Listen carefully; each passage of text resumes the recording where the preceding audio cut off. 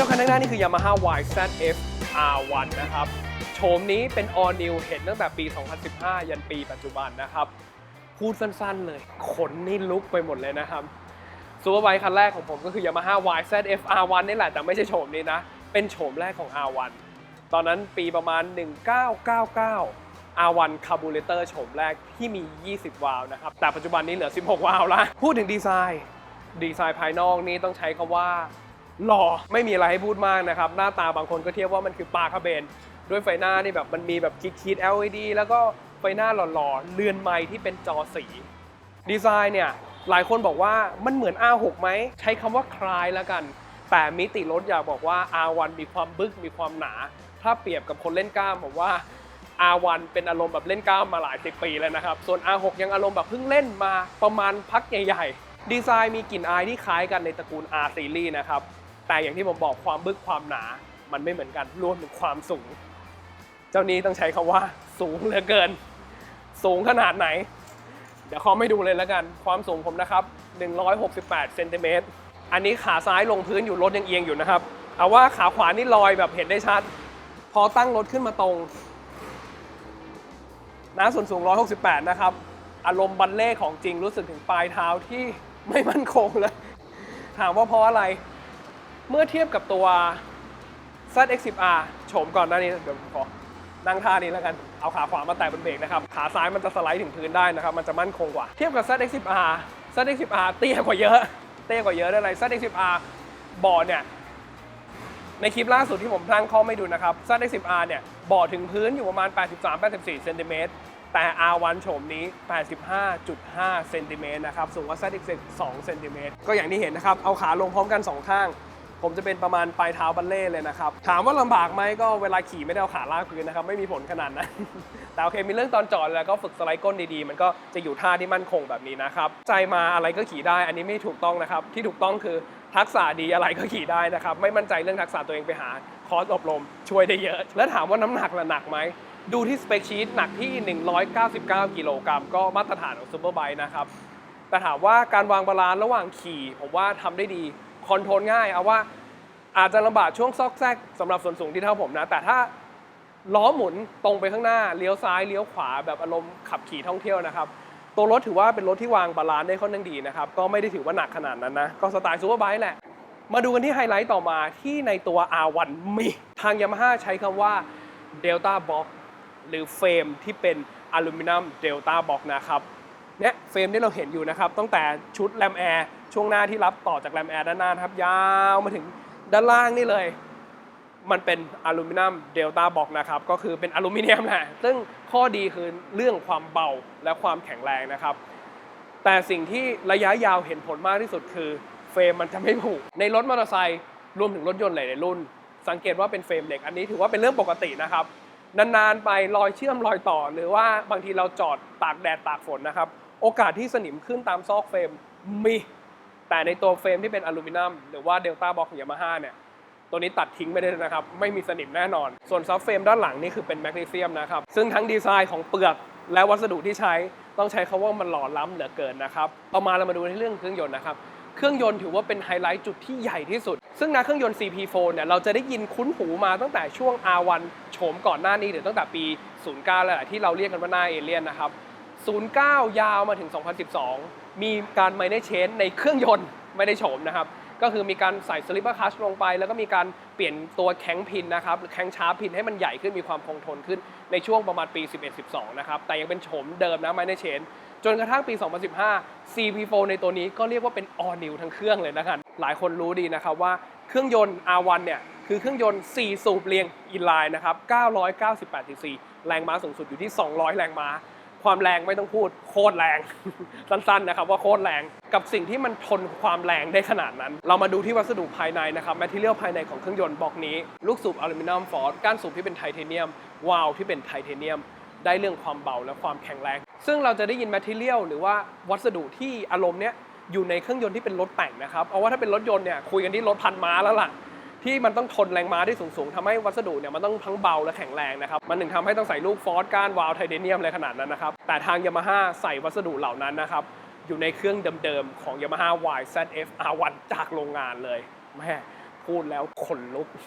หลายคนฟังมาถึงจุดนี้บอกเอ้ยนี่เหรอที่เขาถึงเรียกว่า CP4 อันนั้นยังไม่เกี่ยวกับ CP4 นะครับวัสดุยังไม่เกี่ยว CP4 CP4 คือการวางข้อเหวี่ยงใหม่ที่อินดี้กว่าชาวบ้านใช้คำว่าอินดี้เลยนะครับหลายคนจะคุ้นหูคุ้นเสียงกับเครื่องยนต์4สูบเรียงนะครับมันจะมีความหวานต่อ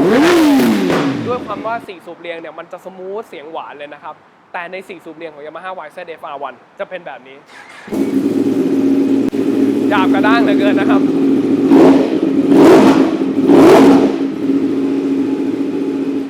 ไม่มีความสมูทเลยถามว่าเพราะอะไรถ้าเราดูในเครื่องยนต์ของ4สูบเรียงของรถรุ่นอื่นๆเอาว่าทั้งรถยนต์และมอเตอร์ไซค์ที่เป็นเครื่องยนต์4สูบเรียงนะครับใครที่เคยมีโอกาสได้ผ่าเครื่องยนต์การวางของข้อเหวี่ยงในเครื่องยนต์4สูบเรียงปกติจะเป็นแบบสูบในและสูบนอกถ้า2สูบในอยู่ใต้บน2สูบนอกจะอยู่ใต้ล่างนะครับซึ่งอันนี้ก็เป็นเครื่องยนต์ที่วางข้อเหวี่ยงพื้นฐานทั่วไปนะครับแต่ในตัว CP4 ของ Yamaha หรือ Cross Plane Crankshaft เนี่ยมีการเรียงเรื่องตัวข้อเหวี่ยงใหม่ให้ลูกสูบขึ้นใต้บนทุก90องศาทาง Yamaha บอกว่า performance และเสียงจะเหมือนกับเครื่องยนต์ V4 ใน Yamaha VMAX นะครับการตอบสนองเครื่องยนต์ก็คล้ายๆกันนะครับเพียงแต่ในเครื่องยนต์ VMAX เนี่ยมันจะเป็นเครื่องยนต์2สูบที่แยกออกมา2เสื้ออย่างนี้นะครับถ้าเราหมุนข้อเหวี่ยงเนี่ยทุก90องศาจะมี1ลูกสูบที่ขึ้นปลายบนก็จะขึ้นไปเรื่อยๆนะครับหมุน360องศาก็ขึ้นทีละลูกไปเรื่อยๆนะครับ4ลูกซึ่งในตัวเนี้ยคล้ายๆกันเพียงแต่แยกจากเสื้อ V เป็น4เรียงแต่การทำงานของลูกสูบการจุดระเบิดจะคล้ายๆกันในเครื่องยนต์ของ VMAX นะครับณจุดนี้แหละก็ถือว่าเป็นความอินดี้แล้วก็เป็น performance ที่มันจะไม่เหมือนการตอบสนองจะไม่เหมือนเครื่องยนต์4สูบเรียงนะครับแม่มันมาอีกแล้ว มาเรามาฟังเสียงเครื่องกันหน่อยดีกว่าเสียงเครื่องยนต์ CP4 นะครับแม่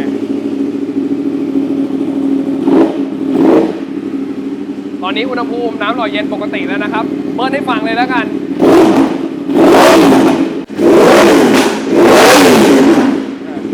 เสียงมันก็จะหล่อๆหน่อยซึ่งจุดนี้แหละคือเสน่ห์ของเครื่องยนต์ CP4 นะครับมันมีเสียงที่มันหล่อไม่ซ้ำใครนะครับถ้าพูดถึงเครื่องยนต์4สูบเรียงด้วยกันนะออปชั่นจุดอื่นๆของเครื่องยนต์นะครับไม่ต้องพูดถึงแล้วล่ะสุดติ่งกระดิ่งแมวทุกจุดนะครับชามคัทเป็นระบบ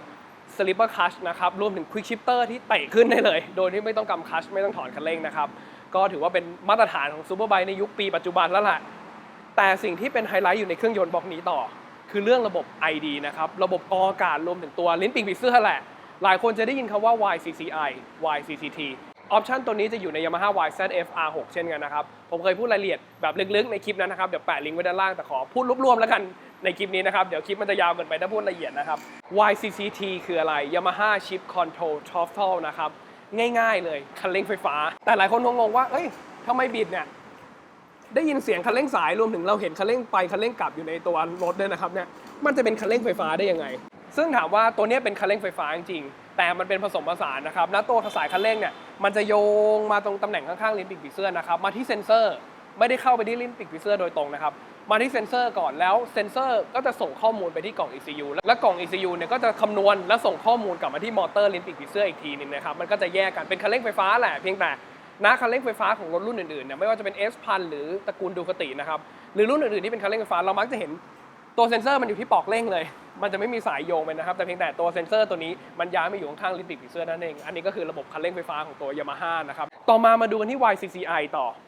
YCCI นี่คือ Yamaha Chip Control Intake นะครับหรืออธิบายง่ายๆแบบแปลไม่ทับศัพท์นะครับมันคือปากแต่สไลด์ถ้าเราเปิดกรองอากาศขึ้นมาดูนะครับจะเห็นเลยว่ามันจะมีปากแต่อยู่4อันตัวนี้จะสามารถสไลด์ได้ทั้งยาวและสั้นนะครับperformance มันจะต่างกันในช่วงรอบเท่านี้ต้องการปากแต่สั้นในช่วงรอบเท่านี้ต้องการปากแต่ยาวซึ่งณจุดนี้แหละมันก็จะทำให้ performance ของพลศาสตร์ลมนะครับรีดลมเข้าเครื่องยนต์ได้ตั้งแต่รอบต่ำยันรอบสูงเลยนะครับก็อันนี้ก็ถือว่าเป็นไฮไลท์อยู่ในเครื่องบล็อกนี้อลังการจริงๆต่อมาเรามาดูกันที่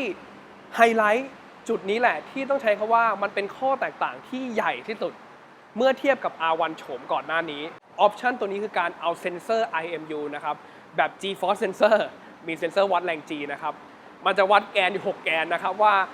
เอียงซ้ายเท่าไหร่เอียงขวาเท่าไหร่โน้มไปข้างหน้าเท่าไหร่มีแรงเฉื่อยไปข้างหลังเท่าไหร่นะครับเพื่อคำนวณในการทำงานของระบบต่างๆนะครับซึ่งบอกได้เลยว่าตัวเนี้ยเทียบกับตัว R6 ไม่มีบางคนบอกว่าเอ้ย R6 กับตัวนี้หน้าตาเหมือนกันเลยมีความต่างนิดนึงโอเคตัวนี้บึกกว่า เครื่องยนต์แรงกว่าได้เครื่องยนต์ CP4 แต่อย่าบอกว่านะตัวออปชั่นที่ว่ามาโอเคนั่นใช่แต่ออปชั่นที่ตัวนี้ R1 มีเด่นกว่าในตัว R6 ในโฉมปีเดียวกันเนี่ยเยอะกว่าคือตัว IMU นี่แหละซึ่ง R6 ไม่มี IMU นะครับเหมือนกันเมื่อเทียบกับ R1 โฉมก่อนหน้านี้นะครับปี 14 ลงไปเอาว่า 09 ถึงปี 14 ต่างกันอย่างชัดเจนนะตัวนั้นโฉมก่อนหน้านี้จะมีแค่ traction control อย่างเดียวซึ่งนะตัวเซนเซอร์ IMU เนี่ยจะใช้เป็นตัวเซ็นเซอร์ที่คำนวณการทำงานในระบบของ R1 ตัวนี้ในส่วนต่างๆนะครับไม่ว่าจะเป็นเครื่องยนต์หรือว่า ABS และ traction control นะครับรวมถึงตัว slide control system นะครับหรือ SCS ตัวนี้ก็คือตัวขณะที่เราเข้าโค้งอยู่รถจะรู้ว่าเราเอียงโค้งอยู่นะครับการเปิดคันเร่งเยอะเกินไปอาจจะทำให้เราดิฟแถล้มได้ซึ่งตัวนี้แหละมันจะทำให้เรามั่นใจขึ้นนะครับบางทีปื๊ดเปิดคันเร่งไปมันจะมีความเซนซิทีฟนะครับว่าเราเปิดเยอะไปแล้วนะตัวคันเร่งไฟฟ้ามันก็จะต่อลงมาถามว่ารถรู้ได้ไงว่าเอียงก็เพราะว่า G sensor มันรู้ว่ารถมันเอียงอยู่นะครับต่อมาคือ lift front control system นะครับ lift front control คืออะไรการเรื่องล้อหน้ายกอารมณ์เราขับมาตรงๆเปิดคันเร่งแรงๆปึ้งปรากฏว่ายกหน้านะครับมันก็คล้ายๆ traction control แหละตัวนี้มันจะควบคุมไม่ให้ล้อหน้ามันลอยขึ้นมานะครับก็กันเรื่องตัวออกตัวให้ดีที่สุดโดยที่ล้อหน้าไม่ยกนะครับต่อมา LCS Launch Control System ก็คือการล็อกรอบออกตัวแบบประมาณว่าเหมือนในสนามแข่งนะครับปล่อยคันโดดออกไปเลยมันจะออกตัวโดยที่หน้าไม่ยกคือหรือไม่ฟรีทิ้งนะครับมันก็จะเป็นทำให้รอบเครื่องออกตัวได้ดีที่สุดก็คือช่วยล็อกรอบออกตัวแหละง่ายๆซึ่งออปชันเหล่านี้ที่ผมว่ามานะครับไม่ว่าจะเป็น traction control slide control front lift control รวมถึง power launch เนี่ยก็คือใช้ IMU ในการคำนวณหมดนะครับว่ารถเราอยู่ในท่าทางท่าไหนนะครับซึ่งเทคโนโลยีตัวเนี้ยบอกได้เลยว่ามันอยู่ในยานอวกาศแล้วเพราะว่ามันเป็นการวัดได้เลยนะครับว่ารถเราอยู่ในองศาไหนแล้วต่อมาดูที่หน้าปัดเรือนไม้เลยนะครับกุญแจเป็นกุญแจชิปนะครับพวงกุญแจนี่ใส่แล้วแรงขึ้น30แรงม้านะครับ ล้อเล่นนะครับเห็นเด่นชัดเลยจอเป็นจอสีนะครับมันมีความหล่อเหลือเกินแล้วก็ตัวจอเองจะปรับนะครับถ้าเกิดเราวิ่งอยู่ในที่มืดเนี่ยนะตอนเนี้ยผมอยู่ในที่ในร่มนะครับแสงไม่สว่างมากนะตัวจอจะปรับเป็นสีดำนะครับสังเกตว่าพื้นหลังจะเป็นสีดำแต่พอเป็นออกกลางแจ้งเนี่ยพื้นหลังจะเปลี่ยนเป็นสีขาวให้เราเห็นเด่นชัดขึ้นนะครับมันก็จะสว่างขึ้นแล้วบวกกับคันนี้มันใส่ชิลแต่งนะครับสังเกตว่าชิลมันจะเป็นอารมณ์แบบลมควันดำมานะครับมันก็จะมืดลงทำให้เห็นจอง่ายขึ้นนะครับเห็นจอชัดเจนขึ้นนะครับด้านบนเป็นวัดรอบอันนี้ก็คือบอกความเร็วนะครับแล้วก็บอกตำแหน่งเกียร์นะครับเอ็นเกียร์ว่างแล้วก็1-6ฝั่งนี้ก็จะเป็นพวกจับทิปจับอะไรทั่วไปนะครับด้านล่างนี่คือบอกเรื่องของโหมดแต่ส่วนที่ผมรู้สึกว่าเท่ที่สุดคือด้านขวานะครับด้านขวานี่คืออะไรสังเกตที่เห็นไหมครับหน้าแถบซ้ายของด้านขวาเนี่ยตัวนี้เป็นเบรกหน้าเวลาเรากำเบรกหน้าเนี่ยกำที่เบรกหน้านะครับกำเบรกหน้าอย่างเงี้ยมันจะมีบอกด้วยว่าเรากำเบรกอยู่ระดับไหนอันนี้ผมกำเบรกแค่ครึ่งเดียวมันก็จะขึ้นแค่ครึ่งหนึ่งนะแต่กำสุดๆมันจะเต็มเลยนะครับมันจะเป็นเซ็นเซอร์บอกนะอันนี้นะครับเนี่ยกำนี้นะครับมันก็จะมีบอกด้วยแล้วก็เซ็นเซอร์ตรงนี้ก็เหมือนกันเป็นตัว G sensor นะครับซึ่งตัวเนี้ยกรณีถ้าเกิดเราขับแบบเบรกตัวโกงนะครับเซ็นเซอร์มันจะปื๊ดขึ้นมาถึงด้านบนหรือถ้าเขาออกตัวแรงๆมันก็จะปื๊ดมาอยู่ด้านหลังนะครับมันก็เท่ดีนะเนี่ยตรงกระเด้าอันนี้แรงกระเด้าผมยังกระเด้าไม่พอนะมันเลยได้แค่นี้เราสามารถเลือกได้อีกว่านะโหมด A โหมด B เนี่ยอยากได้ power เท่าไหร่ TCS เท่าไหร่หรือ SCS เท่าไหร่นะครับเราสามารถเลือกโหมดได้ใน A B C D นะครับเข้าไปคัสตอมเอาเองได้อีกก็ถือว่าล้ำสมัยนะครับมีจอยสติ๊กด้วยเป็นเลื่อนเมนูอย่างนี้นะครับเนี่ยเพื่อปรับตรงนี้เนี่ยพอผมเลื่อนไปเรื่อยเห็นไหมนะตัวแถบด้านซ้ายเนี่ยจะบอกอัตราการกินน้ำมันแล้วก็เชื้อเพลิงนะครับแล้วก็บอกค่าเอเวอเรสต่างๆอุณหภูมินะครับอุณหภูมิ A คืออุณหภูมิภายนอกนะครับคือรอบตัวเราอุณหภูมิ C นี่คืออุณหภูมิเครื่องยนต์นะครับตอนนี้85องศาเนี่ยแล้วก็ทิป A ทิป B นะครับเนี่ยมาเลื่อนที่จอยสติ๊กตัวนี้แม่หล่อเหลือเกินยังล้ำอยู่เทคโนโลยีตอนนี้ผมว่ามันก็อยู่ที่ขั้นเกือบสูงสุดแล้วนะให้ผมนึกแทนค่ายผู้ผลิตเนี่ยว่าอยากได้ออปชันอะไรมากกว่านี้ในรถรุ่นนี้ก็นึกไม่ออกแล้วนะมันสุดแล้วจริงๆมันสุดติ่งกระดิ่งแมวแล้วนะครับโจทย์การใช้งานไม่ต้องพูดอะไรมากเพราะพูดเยอะเจ็บคอนะครับนี่ขนาดไม่พูดมากนะเอาว่า R1 นะครับคลาสนี้หน้าตาอย่างนี้ยังไม่ต้องสตาร์ทนะครับเอาง่ายๆเลยแค่จอดไว้หน้าบ้านแค่ล้างรถอยู่หรือว่าแค่สตาร์ทเดินเบาเฉยๆมันก็หล่อแล้วส่วนในเรื่องราคานะครับณตัวปี 2015 เนี่ยโฉมเนี่ยราคาโชว์รูมอยู่ที่ 899 แต่หลังๆนี่ปรับมาเหลือ 799 นะครับก็คือลดลงมา100,000มือ2ตัวนี้ก็อยู่ประมาณเลข6นะครับอยากรู้ราคาว่าเท่าไหร่เข้าไปดูได้ที่หน้าเว็บไซต์ก็ได้นะครับ www.dbigbike.com ที่ผมไม่บอกราคานี้ผมว่าอยากพูดรวมๆนะครับเพราะว่าขณะที่คุณดูคลิปนี้อยู่คันนี้อาจจะไม่อยู่แล้วก็ได้ก็ไปดูนะตอนปัจจุบันได้ที่หน้าเว็บไซต์เลย www.dbigbike.com นะครับเหมือนเดิมนะครับใครที่ขับรถรุ่นนี้อยู่ หรืออยากจะขับรถรุ่นนี้มีความใฝ่ฝันว่าอยากจะขับรถรุ่นนี้นะครับแบ่งปันความฝันมาแบ่งปันข้อมูลกันใต้คอมเมนต์ใน YouTube Channel The Big Bike ได้เหมือนเดิมนะครับถูกใจก็กดไลค์นะครับชอบใจอย่าลืมกดปุ่ม Subscribe แล้วเจอกันใหม่คลิปหน้านะครับขับขี่ปลอดภัยทุกท่านครับสวัสดีครับ